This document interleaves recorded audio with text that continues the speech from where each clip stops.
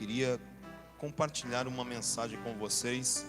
E eu não posso esperar, porque essa mensagem ela está fervendo no meu coração. Eu ouvi uma frase. Eu ouvi uma frase de um homem de Deus que disse assim, que a paternidade, ela quebra um ciclo de maldição. E eu olhei essa frase e eu achei muito interessante. E a cada vez mais eu tento me aprofundar mais nisso, porque desde que eu aceitei a Cristo eu exerço uma paternidade, só que eu não entendia. Eu fazia algo do que eu não entendia.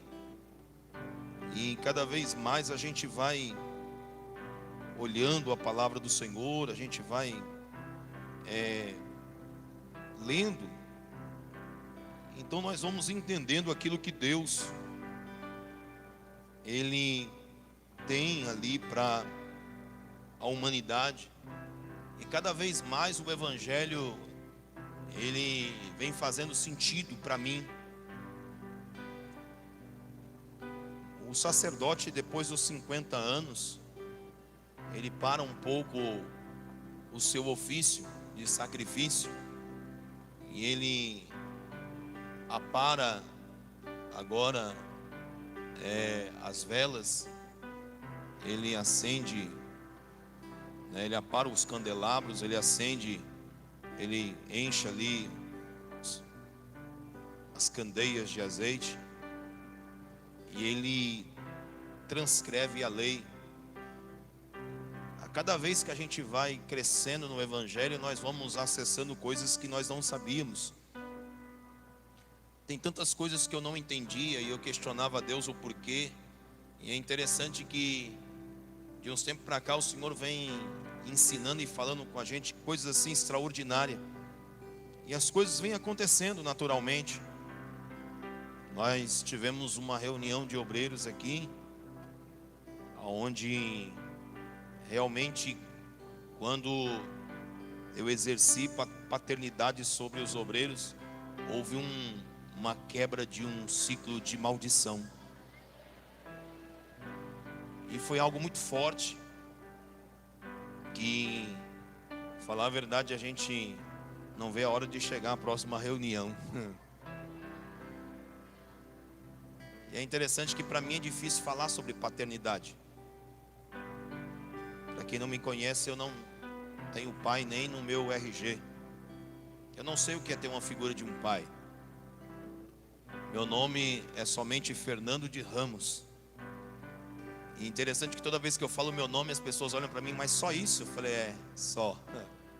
Mas por quê? Eu falei, porque eu só tenho o sobrenome de minha mãe, eu não tenho o sobrenome do meu pai. E seu pai?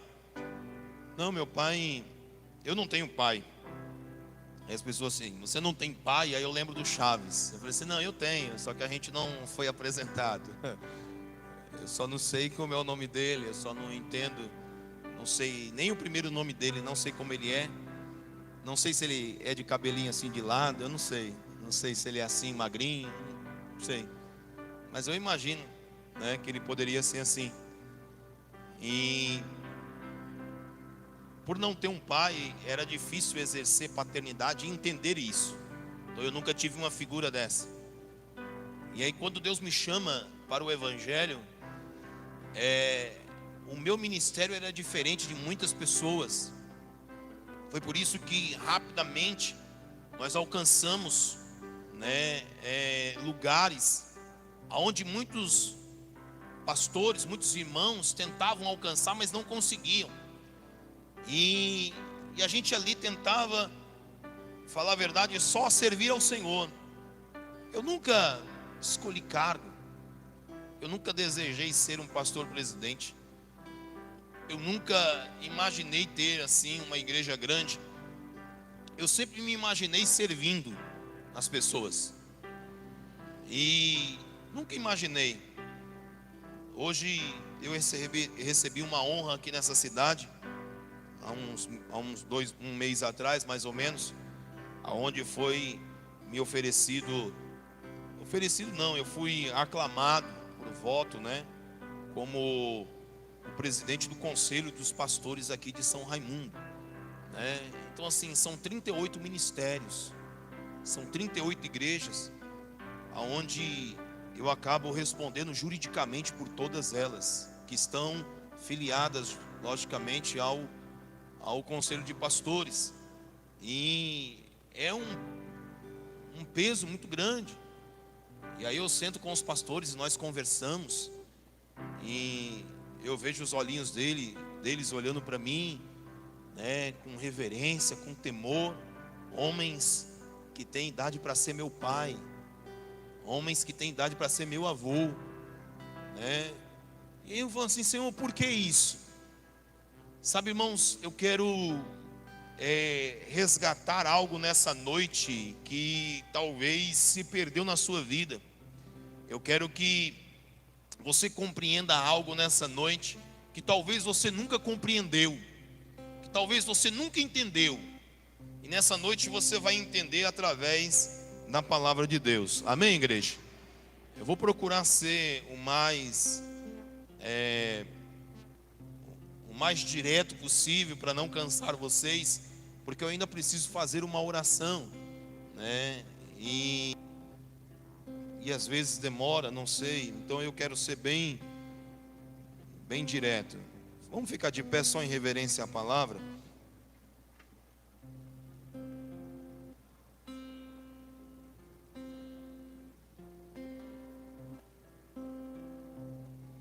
Abra aí Gênesis capítulo de número 9, versículo de número 20.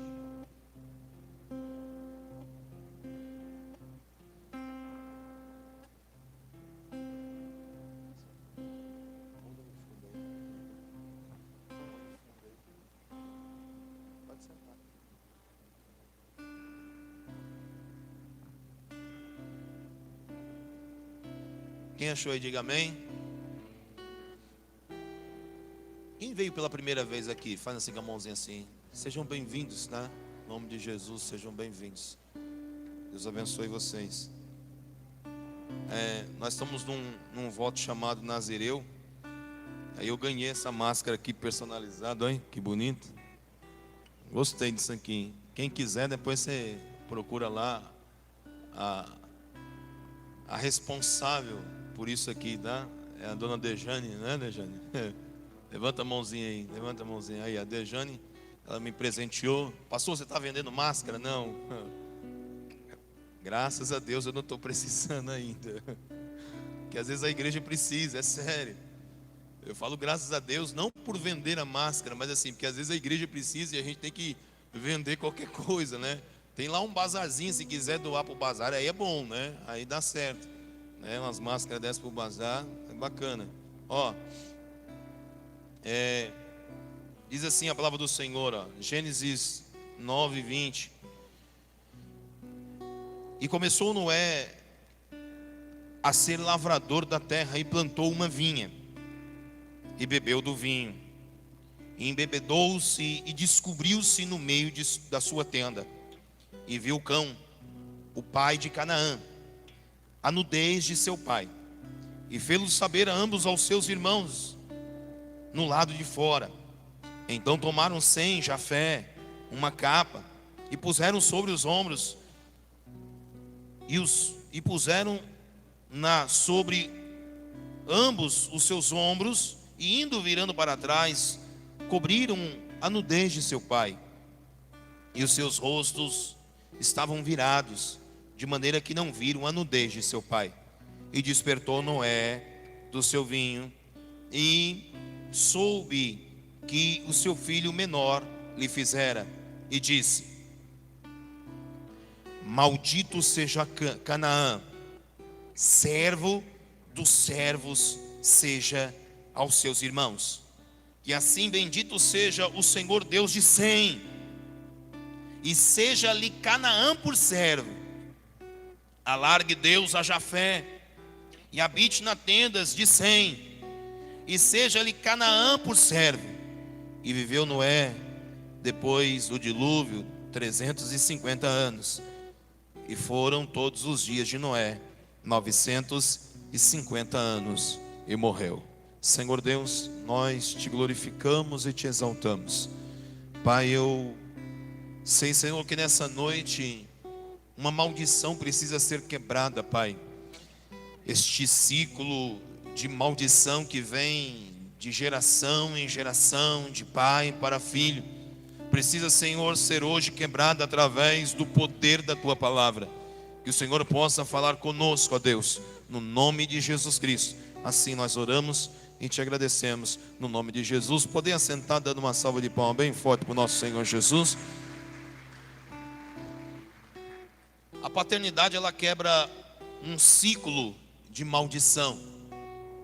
Para nós entendermos isso, o Senhor, Ele criou todos os céus e toda a terra, e quando Ele terminou toda a sua criação, Ele decidiu fazer uma outra criação que viesse a fazer parte do reino a qual o Senhor tinha estabelecido no universo. Então Ele vai e faz de um boneco de terra, de terra, Ele faz um boneco, Ele pega do pó da terra e faz um boneco. E ali o Senhor, os irmãos conhecem a história, sopra o fôlego de vida, e aquele boneco se torna alma vivente, e o Senhor coloca o nome dele de Adão, e assim também faz Eva, e o Senhor, Ele começa um modelo. O Senhor, Ele cria algo chamado família. Então, primeiramente Ele escolhe Adão e Ele escolhe Eva, e o intuito do Senhor era com que Adão e Eva viessem a frutificar, viessem a formar realmente uma grande família e desfrutar de tudo aquilo que Deus tinha preparado para aquela família. Para vocês entenderem o porquê que o inimigo, ele luta tanto contra a nossa família, porque a nossa família é o plano original de Deus para a humanidade. Quando Deus criou os céus e a terra, Ele achou que tudo era bom. Mas quando Ele criou o homem, Ele achou que tudo estava perfeito. Quando Ele criou os céus e a terra, as coisas estavam boas, mas não estavam perfeitas. Mas quando Deus criou o homem, Ele viu que tudo ficou perfeito. Falar a verdade, o homem é a melhor criação que o Senhor fez. O Senhor, eu sempre costumo dizer isso, nada impressiona o homem nessa terra. Nada impressiona Deus nessa terra. O ouro dessa terra não impressiona. A prata dessa terra não impressiona Deus. Os diamantes dessa terra não impressionam o Senhor. O que impressiona a Deus e o que traz alegria ao coração de Deus é o ser humano. É por isso que o inimigo, ele tenta tanto contra o projeto de Deus. Deus criou o homem, mas o homem desobedeceu ao Senhor. E ali o homem perdeu o seu caráter. Naquele momento, ele perde o sentido de família. Ele perde o sentido de estar simplesmente protegendo sua esposa. Quando o Senhor chega no Éden e pergunta: onde tu está, Adão? E ele diz assim: Senhor, eu ouvi a tua voz, me escondi porque eu temi, porque eu estava nu. E aí ele pergunta: quem disse para você que você estava nu? Comeste da árvore que eu ordenei a você a não comer? Então Adão, ele perde o seu caráter. Ele perde a sua posição de protetor, de proteger a mulher. Então ele vira e acusa a mulher. Ele olha para a mulher e diz assim: foi a mulher que tu me destes. Então ali começa uma primeira crise numa família. Porque Adão, ele simplesmente, ele pune a mulher, dizendo que foi ela que desobedeceu a Deus. E consequentemente foi ela que fez também ele pecar. Adão, ele não se responsabilizou pelo seu pecado. Ele culpou a sua esposa. Ele tirou a sua proteção da sua amada. aquela que seria a adjuntora dele, aquela que seria a sua ajudadora, aquela que era mais frágil. Ele, sem nenhum tipo de sentimento por ela naquele momento, ele simplesmente acusa, fazendo com que a sentença de Deus se tirasse dele e fosse sobre a mulher. Quando Deus fala com a mulher também se justifica e ela aponta a serpente. Então o Senhor vai e diz: olha, ele como pai, ele diz assim: maldita será a terra por tua causa. Entenda, Deus ele não amaldiçoou Adão, Deus amaldiçoou a terra. Por quê? Escute isso que eu vou dizer: um pai nunca amaldiçoou um filho. Deus ele não quebrou o seu princípio de paternidade. Ele não amaldiçoou Adão, ele amaldiçoou a terra. Ele falou: a terra será maldita por causa de você, e você vai ter que trabalhar do seu suor, você vai ter que começar a se sustentar, você e sua família. E virou para a mulher e disse assim: você terá dores de parto. Quer dizer, você já não vai mais gerar com prazer, você vai gerar com tristeza, mas depois virá a alegria. Então aquela família sai do Éden. Pastor, a família saiu desprotegida? Não, o Senhor vestiu eles. É como um pai que castiga um filho. O Senhor ele veste Adão, ele veste Eva, ele apronta os dois e diz assim: infelizmente vocês não podem ficar no meu jardim, porque vocês transgrediram a minha palavra, vocês não obedeceram a minha ordenança. Então vocês agora, a partir de agora, eu vou colocar um querubim com uma espada inflamada, e vocês não vão poder entrar mais aqui. E eu imagino a cena deles saindo, os dois saindo ali do jardim do Éden, sem direito a nada. Eu imagino eles pensando: o que será de nós a partir de agora? A serpente nos enganou, e agora essa serpente ela vai atrás da gente e vai destruir a gente. A Bíblia não fala isso, eu imagino isso. E eu imagino eles saindo ali do Éden, preocupados, angustiados, tristes por ter perdido a confiança de seu pai. Mas aí Deus ele não é apenas um Deus, Deus ele é pai. E um pai ele nunca deixa o seu filho abandonado. Ele olha para Adão e Eva e fala assim: ei, eu só quero dizer uma coisa para vocês, não vai ficar desse jeito não. Da semente da mulher vai nascer um que vai esmagar a cabeça da serpente. Vocês vão voltar, eu prometo que vocês vão voltar a este lugar, aleluia. E eles saíram com a promessa, uma promessa de redenção, uma promessa de novamente reatar uma aliança que foi quebrada. Mas todo pecado tem a sua consequência, e eles deveriam continuar vivendo a consequência. Então eles tiveram filhos, tiveram Abel, tiveram Caim. E Caim vai e mata Abel. Mais outra crise na família.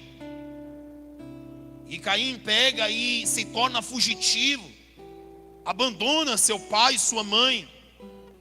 Desde o início da história, o inimigo ele tenta, o alvo do inimigo é a tua família. Por quê? Porque a família, ela é a base da sociedade. Se você conseguir destruir, se o inimigo conseguir destruir a família, ele consegue destruir uma sociedade. Mas se o Senhor conseguir restaurar uma família, uma cidade é restaurada, uma nação é restaurada, um mundo é restaurado. Então entenda uma coisa: há uma grande importância de você estar aqui neste lugar. Sabe por que Deus te chamou? Porque através da sua vida Deus vai resgatar a tua família. O Senhor vai remir o teu passado. passado, e Ele vai consertar coisas que lá atrás foram destruídas através da sua vida. Haverá uma grande restauração. Quem acredita nisso, levante a sua mão e dá um glória a Deus. Deixa eu ouvir. Aleluia. É por isso que você está aqui. É por isso que Deus te escolheu. É por isso da dificuldade que você tem de caminhar no Evangelho, porque debaixo da sua vida há uma promessa. Existe uma promessa sobre a tua vida. Entenda uma coisa: Deus prometeu que você e a tua casa servirá ao Senhor, e assim será em nome de Jesus. Aleluia.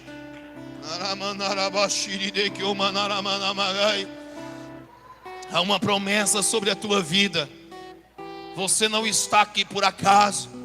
Satanás quer destruir a sua descendência, mas entenda, Deus te escolheu não só para remir o teu passado, mas para trazer um futuro para a sua descendência, porque através de você haverá uma descendência que vai levantar as mãos dos céus e vai reconhecer que só Ele é o Deus Todo-Poderoso. Aleluia, aleluia. A família novamente foi afetada pelo inimigo. O irmão mata o outro irmão. O sangue de Abel começa a clamar na terra. E as coisas começam a ficar complicadas. Os seres humanos começam a se multiplicar. Os filhos dos homens conheceram. Os filhos de Deus conheceram as filhas dos homens e começaram a ter aberrações na terra, gigantes, por causa do pecado, porque a terra estava inflamada, a terra estava doente. E os seres humanos vão pecando. Eles decidem fazer uma torre.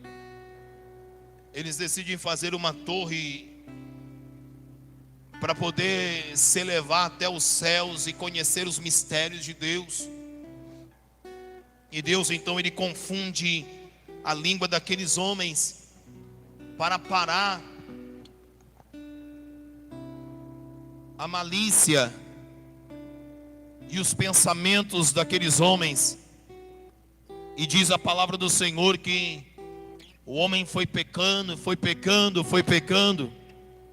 E aí o Pai olha para a humanidade e diz: eu me arrependo de ter feito o homem. Eu vou destruir toda a raça humana. Eu não quero mais continuar vendo eles se perderem dessa forma. Então Deus olha para a terra e encontra uma família diferente. Um homem diferente chamado Noé. Ele é um homem que, segundo os padrões daquela terra, ele era um homem íntegro. Ele era um homem de justiça. Ele praticava a justiça no meio de um povo ímpio. Ele não se movia conforme as coisas que ele via. Ele se movia conforme as coisas que ele sentia. E Noé tinha uma promessa de Deus. Deus decide destruir a humanidade. E quando olha para Noé e diz assim: sabe uma coisa, Noé, eu quero que você faça uma arca. Eu quero que você faça uma arca e você coloque a sua família nessa arca. E Noé começa a fazer aquela arca. E Noé começa a pregar. Só que os homens não quiseram entrar na arca. Os animais que eram irracionais, eles entenderam um projeto de Deus, entenderam o plano de Deus, e eles quiseram entrar na arca. Então Deus decidiu salvar uma família e também os animais do que salvar a humanidade, porque a humanidade não quis saber. A humanidade estava corrompida. Por quê? Porque a humanidade não reconhecia um Pai que estava nos céus. Quando nós temos Deus somente como um Deus, Nós vivemos num ciclo de maldição, porque nós não reconhecemos a paternidade que Ele tem sobre nossas vidas. Muitas pessoas só têm Ele como um criador, simplesmente que gerou. Quando nós entendemos que Deus é Pai, e mesmo o sentimento que nós temos, quem é pai aqui? Levante a mão. Quem é pai? Levante a mão. Esse mesmo sentimento que nós temos com os nossos filhos, quem é mãe aqui? Levante a mão. Esse mesmo sentimento que nós temos com os nossos filhos, esse sentimento paterno, é esse sentimento que o Senhor tem para com as nossas vidas. Só que o que a gente faz? Por não conhecer a paternidade, nós ficamos embaixo da mesa comendo farelo, migalhas, que caem da mesa dos seus senhores. Entenda, filho, ele não fica embaixo da mesa comendo migalhas. Filho, ele senta na mesa com um pai e desfruta de tudo aquilo que o pai tem a oferecer aos filhos.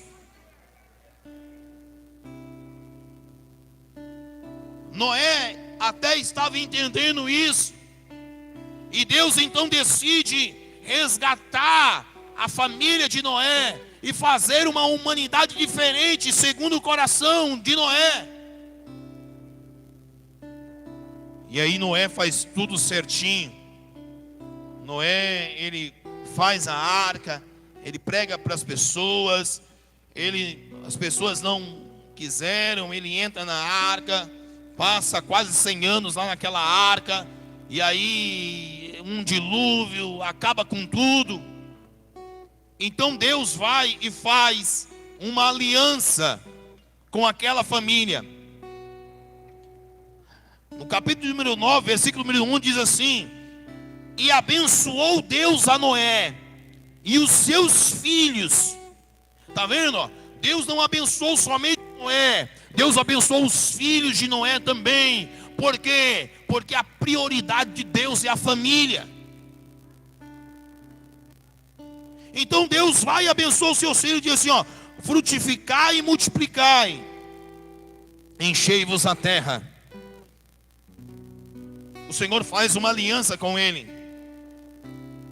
No versículo número 11 ele diz assim: eis que convosco estabeleço a minha aliança, que não será mais destruída toda a carne pelas águas do dilúvio, e não haverá mais dilúvio para destruir a terra.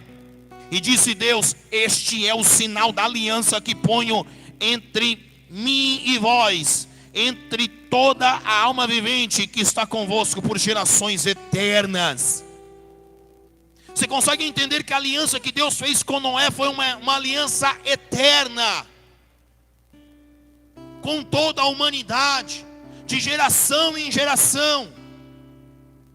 E ali ele diz assim: e acontecerá, versículo de número 13, diz assim: e o meu arco tenho posto nas nuvens, este será o sinal da aliança entre mim e a terra.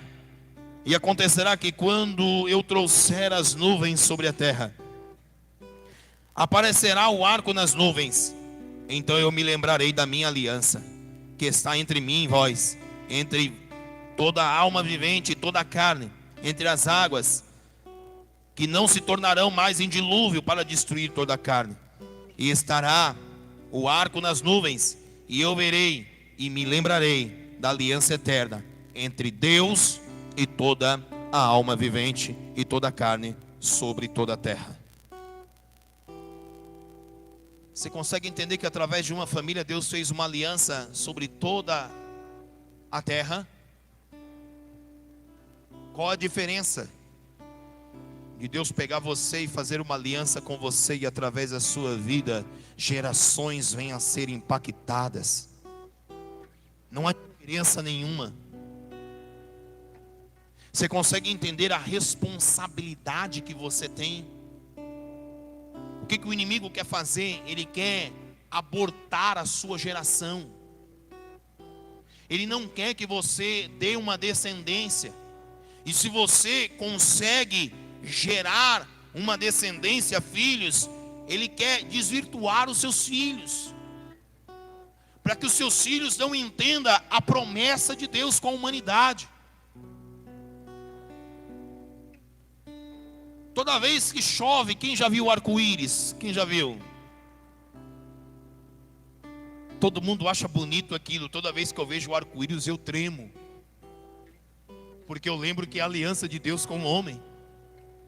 Porque ele disse assim, ó: todas as vezes que eu enviar um dilúvio sobre a terra, eu vou colocar o meu arco, vai aparecer o arco nas nuvens, para quando eu ver, eu me lembrar de não destruir vocês. É isso que Deus está falando com a gente. As pessoas, ai que lindo o arco-íris. Isso está mostrando que Deus está irado com a gente.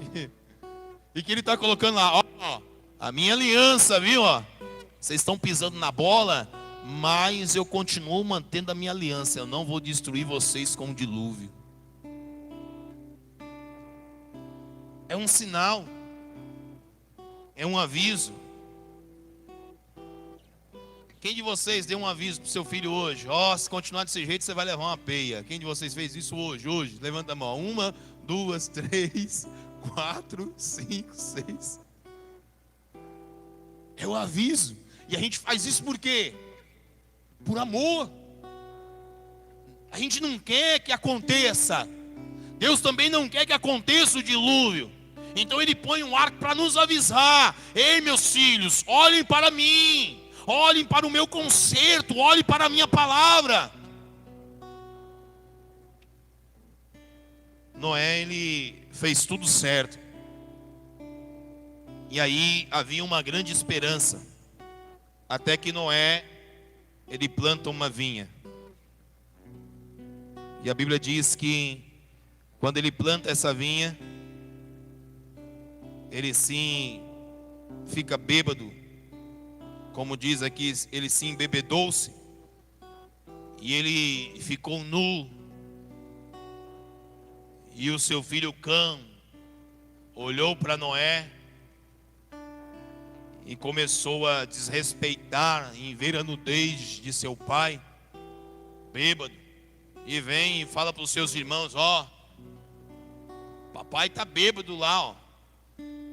Está lá dançando, está lá, sei lá, plantando bananeiro, está lá brincando, está lá nu.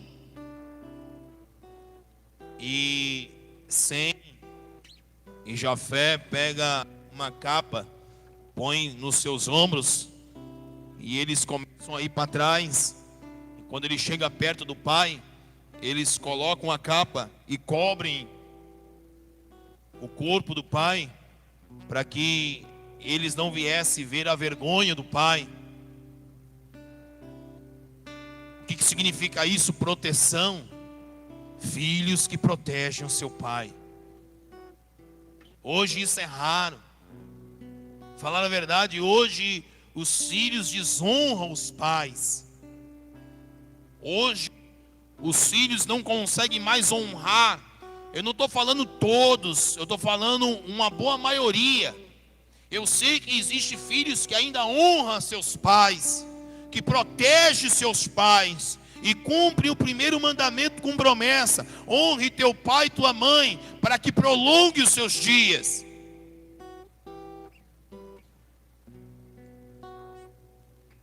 Sem e Jafé protegeram seu pai, não quiseram ver a vergonha de seu pai. E eu vejo muitas pessoas que não conseguem proteger seu pai e sua mãe, e só querem ver a vergonha deles, trazendo vergonha no meio da sociedade, onde a ira de Deus vem sobre aqueles filhos. Por quê? Porque estão quebrando um princípio de Deus, que foi a paternidade. Não respeitam mais. E por causa que Cã, ele não respeitou seu pai, Noé não teve sabedoria. Noé também quebrou um princípio de Deus, porque um pai nunca amaldiçoou um filho. Então o pai simplesmente olha para o filho e diz assim: maldito seja tu, ó Cão, e a partir de agora você será servo dos servos. O que é ser servo dos servos? Eu sou servo do Senhor. Agora, eu ser servo dos servos significa o quê? Escravo. O que Noé fez? Declarou sobre Cã a escravidão e disse, olha o que ele disse, preste bem atenção, olha o que ele falou: maldita seja Canaã, servo dos servos seja aos seus irmãos, bendito seja o Deus de Sem, e seja Canaã por servo. Alargue Deus a Jafé, e habite nas tendas de Sem, e seja Canaã por servo. Ele quebrou a paternidade, ele amaldiçoou o seu próprio filho. Você consegue entender que isso foi tão grave, que se você prestar atenção, só existia de filho Cã, Jafé e Sem, era 3. Então o que ele fez? Ele amaldiçoando um, ele estava amaldiçoando a terça parte da humanidade. Era a terça parte da humanidade que estava se perdendo. Que agora a geração de Canaã seria uma geração perversa, uma geração de maldição. Por quê? Porque Noé, ele quebrou a sua paternidade e ele trouxe um círculo de maldição. Agora vocês entendem porque os cananeus eram terríveis? Por causa da maldição de seu pai. Eu acho que está na hora de você sentar novamente com teu filho. Eu acho que está na hora de algumas pessoas que estão aqui sentar novamente com a tua filha e quebrar essa maldição que você mesmo colocou. São palavras que você diz que amaldiçoou o teu filho. São palavras que você diz que amaldiçoou a tua filha. E através disso irá acontecer um ciclo de maldição na sua geração. Talvez você esteja sofrendo porque você foi amaldiçoado pelo seu pai, porque você foi amaldiçoado pela sua mãe, você foi amaldiçoado pela sua avó. Sua avó amaldiçoou sua mãe, seu pai, seu avô amaldiçoou seu pai, sua mãe. E o que está acontecendo? Está acontecendo um ciclo de maldição, aonde nós chamamos de maldição hereditária. Tem famílias que são destruídas pelo espírito do câncer. O câncer matou o pai, matou a mãe, matou o avô, matou o tio, matou o sobrinho. Muitos morreram. Tem famílias que sofrem de maldições. A medicina diz que são doenças hereditárias. A Bíblia fala que são maldições hereditárias. Você pode prestar atenção. Quantas pessoas que estão aqui que foram quebrada essa maldição. Hoje você vê aqui alguém que carregava uma maldição. Minha família era uma família muito desestruturada. Já contei essa história, não vou repetir de novo. Nós somos em 5 irmãos, cada um num pai diferente. E nenhum deles tiveram a presença do pai. A maldição tocou na minha família, porque minha mãe também foi amaldiçoada. Porque ela não teve ausência, o pai dela amaldiçoava ela muito, ao ponto que ela precisou sair de casa aos 13 anos de idade. Minha avó morreu muito cedo, então minha mãe não teve muita direção. Minha mãe não conseguiu dar muita direção para os filhos. Os filhos cresceram perturbados. Vocês conhecem a história, eu já disse isso para vocês. Eu tenho um irmão que já faz 30 anos que eu não vejo. A última vez que eu vi ele, ele estava com uma bala alojada na espinha. Ele tinha feito um assalto, tinha trocado tiro com policiais. E meu irmão, com 18 anos de idade, ele já respondia por 7 homicídios. O meu tio morreu com 16 anos de idade, do mesmo jeito. Também num assalto, um confronto com a polícia. Foi alvejado e morreu. E eu estava indo na mesma onda, do mesmo jeito. Quando eu cheguei aos meus 22 anos de idade, na época que esse meu menino nasceu, Gustavo, quando ele estava no ventre da mãe dele, eu era foragido da polícia. Era uma maldição que vinha sobre a minha família. E aí eu não suportei. Eu vi que eu não ia conseguir nada na minha vida. E aí Deus começou a falar comigo. Mas entenda, eu não acreditava em Deus. Porque as pessoas diziam que Deus era o meu pai. Mas que pai que eu nunca tive? Que pai é esse que eu nunca vi? Nunca ouvi falar dele? Sabe qual que foi minha oração? No dia que eu decidi buscar a Deus, eu dobrei meu joelho num colchãozinho fininho, numa casa que eu morava de favor. Eu levantei as mãos para os céus e disse assim: os crentes sempre dizem que o Senhor é meu pai, mas eu me sinto como um bastardo. Eu sei o que é isso. Quando eu falei para ele que eu me sentia como um bastardo, porque eu sei o que é isso, porque eu sempre fui isso. Eu sempre fui um bastardo. O que é um bastardo? É um filho que não tem pai. Isso é um bastardo. Na época, hoje não se usa mais essa palavra. Quem já ouviu falar nessa palavra? Faz assim a mãozinha. Hoje quase não se usa mais. Mas antigamente se usava. E foi assim que eu falei com ele. O Senhor disse que é meu pai, mas os crentes ficam dizendo que o Senhor é meu pai, mas eu me sinto como um bastardo, porque eu não conheço o pai que tenho. Então a partir de agora eu quero te conhecer. E falei para ele assim, ó, chorando. Eu disse assim, ó, e eu não estou te pedindo, eu estou te exigindo, porque um filho tem o direito de conhecer o seu pai. E eu falei isso de coração, porque esse era a minha vontade. Esse direito foi arrancado de mim.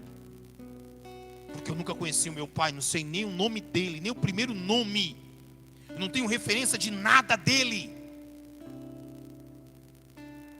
E eu disse bem claro para ele: um filho tem o direito de conhecer o seu pai. E eu disse assim: tem mais, os crentes ficam dizendo que o Senhor é dono do ouro e da prata. E eu passo o pão que o diabo amassa na minha vida. Eu lembro que eu levantei minha mão e disse assim: muda minha vida, muda minha história. E ali começou o processo. Eu fui para a igreja católica, não deu certo. Eu sempre fui de questionar. E eu comecei a questionar algumas coisas, porque eu fiz uma promessa com Deus. Eu falei: Senhor, tudo que tiver escrito na tua palavra eu vou fazer. O que o homem me disser que tiver escrito eu vou fazer. O que o homem não me disser que não tiver aqui eu não vou fazer. Então eu comecei a fazer catecismo. E imagine eu perguntando as coisas. Eu arrumei uma confusão horrível no catecismo. E fiquei muito triste. E falei: eu acho que o meu jeito não é mesmo servir a Deus. Eu acho que eu tenho que ir para o mundo mesmo, fazer aquilo que eu estava fazendo. E um rapaz sempre me falava para mim: vai na minha igreja, vai na minha igreja, vai na minha igreja. Eu: não. Até um dia que eu fui. Falei para ele assim: olha, se você estiver na porta eu entro. Ele estava na porta, eu entrei. E aí lá dentro Deus falou coisas que tocou o meu coração. O pregador dizia coisas que era a minha vida inteira.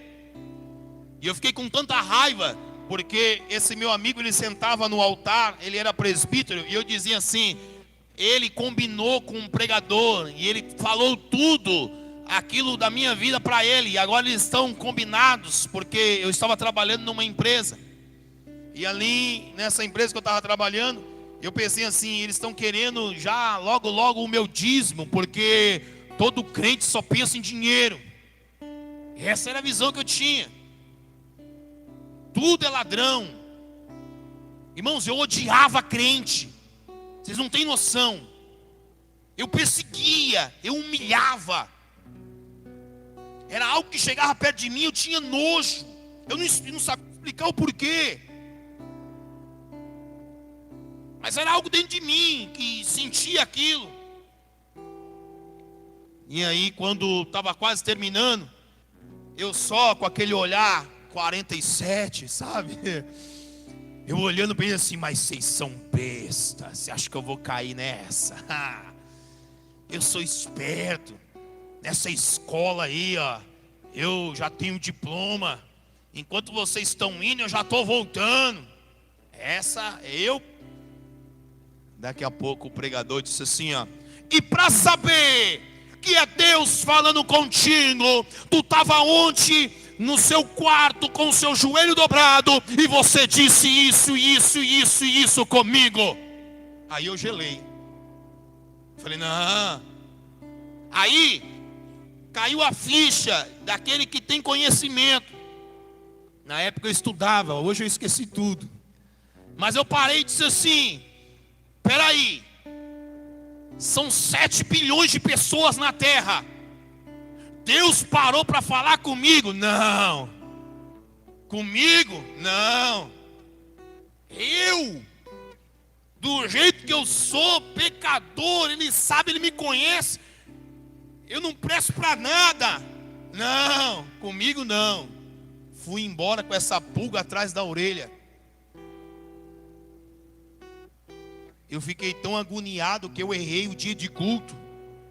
E estava igual um besta, olhando e dizendo, e xingando o pastor, né? Eita, camarada que não trabalha. Rapaz, mas é irresponsável. Já tem 10 minutos atrasado e a igreja não abre. E eu quero ver aí esse negócio aí. E eu valente na frente da igreja. Aí passa um homem e diz assim: ei, tu tá esperando a igreja aí, é? Falei: é. Não, o dia de culto não é hoje não, é amanhã. Falei: vixe. Vou para casa. Fui para casa. Nem dormi direito. Passei o outro dia agoniado. Fui direto para a igreja. Cheguei lá e sentei. Na hora que eu sentei, e aí os louvores começaram a falar comigo, um outro pregador, só faltou dizer o meu CPF. Falei: não é possível, esse povo é maluco, como que eles sabem disso?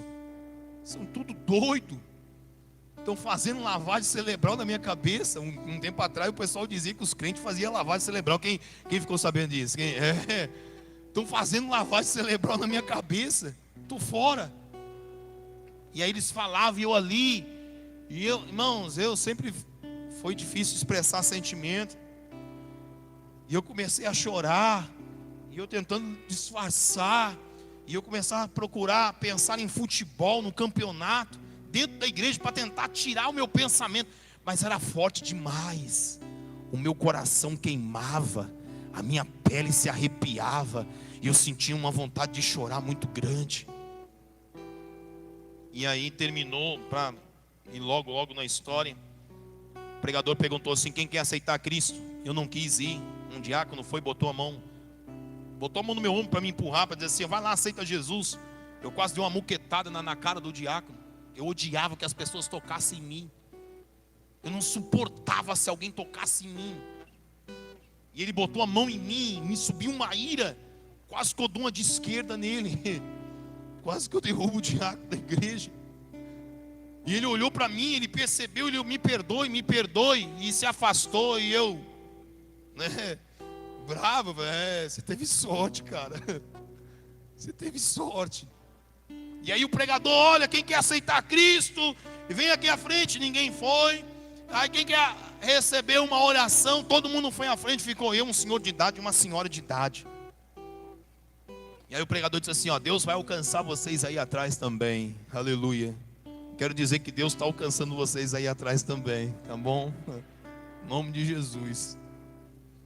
E aí o diácono, todo mundo foi à frente, eu fiquei lá. E eu lembro até hoje, eu estava com a camisa azul. Eu levantei minha mão e disse assim, Senhor, muda a minha vida, muda a minha história. Eu não aguento mais.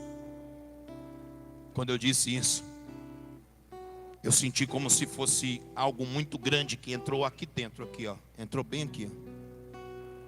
Algo entrou aqui dentro. O meu corpo inchou. Parecia aqueles desenhos, parecia que eu ia explodir, ia ser ossos para tudo quanto é lado. Entrou algo muito grande dentro de mim. As irmãs estavam falando em línguas estranhas e chorando. E eu não entendia aquelas palavras que elas diziam, porque eu nunca tinha visto aquilo. E de repente eu fechei os meus olhos. Eu sei o que o apóstolo Paulo diz. O apóstolo Paulo diz assim, eu conheço um homem que há 14 anos, não sei se no corpo ou fora do corpo, subiu até o terceiro céu e foi arrebatado. Eu não sei se eu estava no meu corpo ou fora do meu corpo. Eu só sei que a minha sensação mudou, a minha mente mudou. As irmãs começaram a falar e eu comecei a me sentir muito leve. E de repente a voz das irmãs começaram a ficar bem baixinho, o choro da igreja, a oração. Sei que ficou tudo um silêncio. Tudo um silêncio. Eu não ouvi nada mais. Eu abri os meus olhos. Eu vi água. Eu olhei para o lado. Eu vi água. Eu olhei para esse lado, eu vi água. Eu olhei para trás, eu vi água. Quando eu olhei para o chão, eu estava assim uns 40 centímetros flutuando em cima das águas. Eu estava no meio de um oceano. Pastor, você viu alguma coisa? Não vi nada. Eu só ouvi uma voz. Que não entra aqui. Que entra aqui. É diferente. É estranho demais. Aquela voz, ela entrou e ela se movia dentro de mim. E ela disse essa frase: você não pediu para me conhecer? Pois bem, eu sou o teu Deus, eu sou o teu Pai. E ele começou a dizer que ia fazer muitas coisas na minha vida. Que eu ia ser pastor na casa dele, que eu ia cuidar das ovelhas dele. Que eu ia percorrer por muitos lugares dessa terra pregando o evangelho. Que multidões iam seguir. O Senhor disse muitas coisas para mim. E quando eu voltei, que acabou aquela voz, eu fechei os meus olhos. Eu fui se sentir novamente, comecei a ouvir novamente as mulheres falando em mistério e orando bem longe, e aquelas vozes foram aumentando, aumentando. E quando eu abro os meus olhos, eu era o primeiro na frente no altar. Eu estava entregando a minha vida a Jesus e não sabia. A partir daquele momento, Deus me livrou da cocaína. Deus me livrou da cachaça, do cigarro. Deus me livrou da prostituição. Eu nunca mais coloquei uma droga no meu corpo. Eu nunca mais decepcionei a minha família. Eu nunca mais desonrei o meu Deus. A minha vida foi remida. E através disso, meu filho, minha filha, tem um pequenininho que está lá dentro, né? Davizinho está dormindo. Cada um com um dom. Canta, toca. Canta também, né?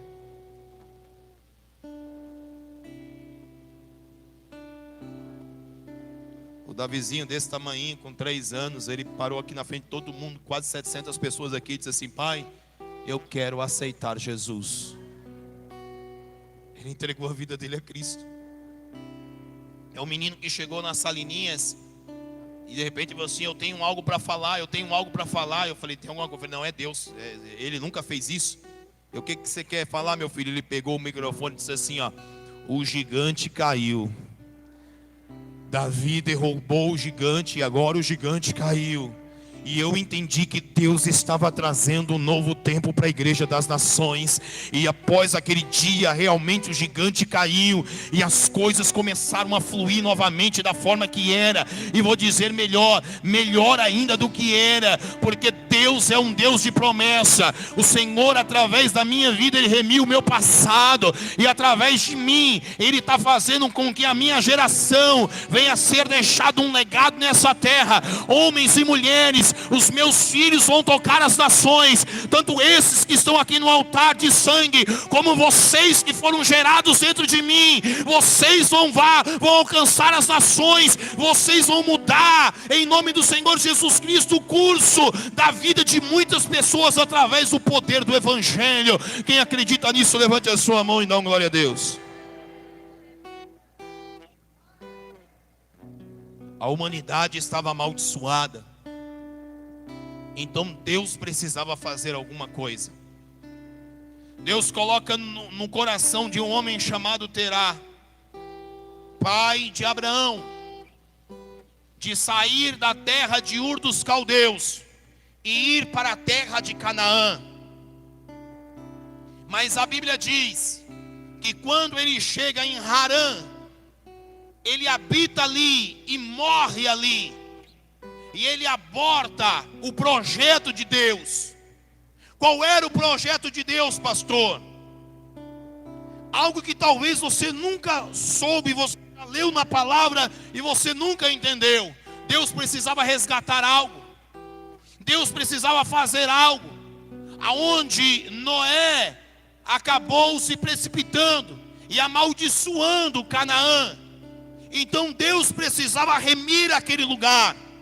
Então coloca no coração de Terá, para ele ir a Canaã e remir aquele lugar e exercer paternidade. Só que Terá, infelizmente, abortou o propósito. Então Deus olha para ele e diz assim: você abortou o propósito.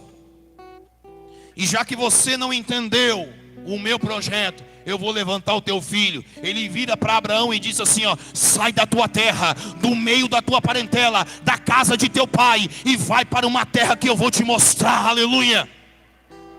Abraão recebe o projeto de Deus. Por quê? Porque pais sem destino não conseguem segurar filhos de propósitos. Se você não dá destino para o teu filho, ele jamais vai conseguir ter um propósito. A sua obrigação é dar destino para a sua descendência. É ensinar o teu filho no caminho que ele deve andar. Porque a Bíblia diz que se você ensinar o teu filho no caminho que ele deve andar, jamais ele vai se desviar dele. Então Abraão, ele foi, porque a terça parte da humanidade estava amaldiçoada por Noé. Então ele precisava ir à terra de Canaã, a terra que manava leite e mel. Só que quando ele chega naquela terra de Gerar, a Bíblia diz que havia fome naquela terra. Porque se Deus falou que era uma terra que manava leite e mel, porque a maldição estava sobre Canaã. Então Abraão, ele faz o quê? Exerce a paternidade em Canaã. E ele quebra o vínculo de maldição. A paternidade, ela quebra o ciclo de maldição. E aí começa a nova história. O Deus de Abraão, o Deus de Isaac, o Deus de Jacó. E qual era agora o propósito de Deus? Através da paternidade de Abraão. Por isso que eles diziam: nós temos pai por Abraão. Abraão é o nosso pai. Por isso que Israel, ele se fortaleceu, porque reconheceu a paternidade de seu pai Abraão. Foi por isso que se levantou como um grande homem forte e se levantou como uma grande nação. Por isso que Israel sempre foi fértil. A fertilidade, de uma facilidade de se multiplicar. E através da paternidade de Abraão, Deus queria apontar algo para devolver à humanidade aquilo que se perdeu. Então o que o Senhor faz? Quando o Senhor quer exercer paternidade, o que Ele faz? Quer conhecer o Pai? Olha para o Filho. Então Deus, Ele envia o seu Filho para que a humanidade reconheça que Ele é o Pai de todas as nações e de toda a humanidade. Por isso que Jesus, no momento que os discípulos perguntam para Ele: Senhor, nos ensina a orar. Qual foi a primeira frase que Jesus faz? Jesus levanta as mãos para os céus e diz o quê? Pai nosso que estais nos céus. O povo de Israel, eles honraram o seu pai Abraão, mas não conhecia o seu pai Jeová. Eles tinham Deus como Deus, não tinha Deus como pai. Nenhum judeu chama Deus de pai. E Jesus, ele chega e ele vem revelar o Pai.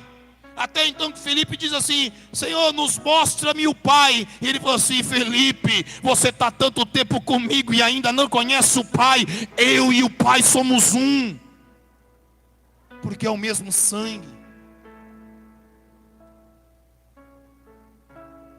E Jesus, ele veio quebrar a maldição. Ele se fez maldito por nós.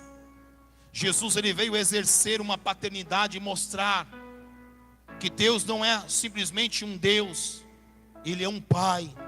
Foi por isso que Ele sempre falou sobre as parábolas do filho pródigo, a parábola do pai de família. Ele sempre colocou, Ele sempre disse assim: olha,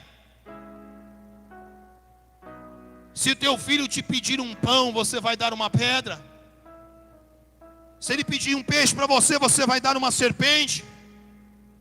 Aí ele falou assim: se vós que sois maus, sabeis dar boas dádivas aos vossos filhos, quanto mais a Deus, que é o nosso Pai. Sabe por que nós ficamos mendigando para conseguir uma porta de emprego na casa do Senhor? Sabe por que a gente vem aqui para tentar arrumar um namorado, uma namorada, para tentar engravidar, para tentar ser curado, para tentar pagar as nossas dívidas? Sabe por que a gente vive de migalhas? Porque nós não exercemos, nós não entendemos a paternidade de Deus, não temos Ele como Pai. Porque quando nós começamos a ter Ele como nosso Pai, entendemos que o nosso lugar não está embaixo da mesa comendo migalhas. O nosso lugar está sentado à mesa do Pai, desfrutando de todo o seu banquete. Você pode ver que a referência de Deus sempre foi o Pai. Jesus, filho de Davi, porque exercia paternidade, era o homem segundo o coração de Deus. Quando o Senhor fala para Samuel: vai na casa de Jessé, que lá você vai encontrar. Ele aponta para quem? Para o Pai. Quando Davi chega com a espada na mão de Golias e a cabeça, e chega diante de Saul, Saul olha e fala assim: filho, quem é o teu pai? Você é filho de quem? Ele disse: sou filho de Jessé, o belamita. O Senhor sempre colocou a referência de pai. E o que Satanás ele quer fazer? Ele quer trazer a rebeldia, fazer que você quebre essa aliança, tanto o pai para com o filho como para o pai, para que a promessa de Deus não venha alcançar a tua vida, para que a maldição ela se torne um ciclo. Pegou o teu pai, pegou a tua mãe, pegou você, pegou os teus filhos, vai pegar os seus netos. Eu já lutei com espíritos que eles habitavam em gerações e em gerações. Nós temos o testemunho aqui da nossa irmã Leda. Quem conhece ela? Esposa do nosso irmão Marcílio. Ela está aí, Marcelo? Está lá no carro? Está lá no carro. Os pequenininhos. Está assistindo o culto lá dentro do carro. Uma família sem o direcionamento, sem o entendimento do Evangelho. Uma família que há anos serviu aos deuses e aos espíritos, até encontrar alguém que exerceu uma paternidade sobre a vida dela. Vocês não sabem, mas a gente praticamente arrancamos ela lá das emas, porque filho tem que estar perto, amém? Filho longe é problema. Por isso, quando vocês se distanciam, eu fico preocupado, porque eu sei que vai gerar problema. Uma coisa que vocês não sabem, ela na época não tinha condições de pagar um aluguel, e a gente numa situação terrível, mas o amor era maior. E aí nós conseguimos alugar uma casinha para ela, e a gente honrava com os aluguéis, com as contas. Os irmãos ajudavam com as comidas. E um dia eu virei para ela e disse assim: ó, você vai casar com um homem de Deus, você vai ter filhos. Ela não podia ter filhos. Ela casou com o homem de Deus ali, o obreiro Marcílio, e ela está com uma filhinha lá dentro do carro. O ciclo de maldição foi quebrado na vida dela, e agora a geração dela será uma geração de adoradores.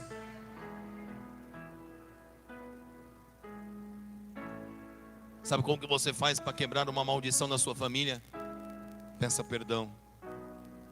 Tem pessoas aqui que precisam pedir perdão para os seus pais. Tem pessoas que estão aqui que precisam pedir perdão para os seus filhos. Satanás tem separado as suas famílias. Tem pessoas aqui que têm ódio do pai, ódio da mãe. Tem pessoas aqui que não tiveram um afeto. Você vê que o Senhor, Ele sempre quis suprir essa necessidade. O Senhor disse o quê? Pode uma mãe se esquecer do filho que ainda mama. E aí Ele se coloca no lugar da mãe. Eu, todavia, não esquecerei de ti, diz o Senhor, porque eu tenho o teu nome gravado na palma das minhas mãos. Entenda uma coisa: você nunca estará e nunca esteve só, porque Deus sempre esteve presente na tua vida. Está na hora da gente quebrar algumas maldições que foram lançadas sobre nossa vida. Está na hora da gente buscar ao Senhor. Está na hora da gente exercer essa paternidade. Está na hora de você reconhecer. Irmãos, eu falei para o Senhor que eu não queria ser mais um pastor, eu queria ser diferente.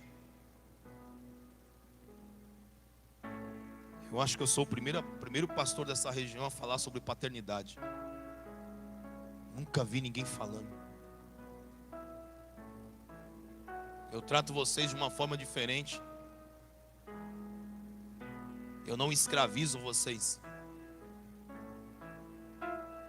É interessante que não são vocês que me entesouram, é eu que entesouro vocês. Você pode ver, eu não tiro nada de vocês. Pelo contrário, eu sempre me gasto, eu nunca fui pesado a ninguém aqui. Isso eu falo de coração aberto. Nunca tomei nada que é de vocês, porque o pai não toma nada dos filhos. Pelo contrário, são os filhos que tomam dos pais.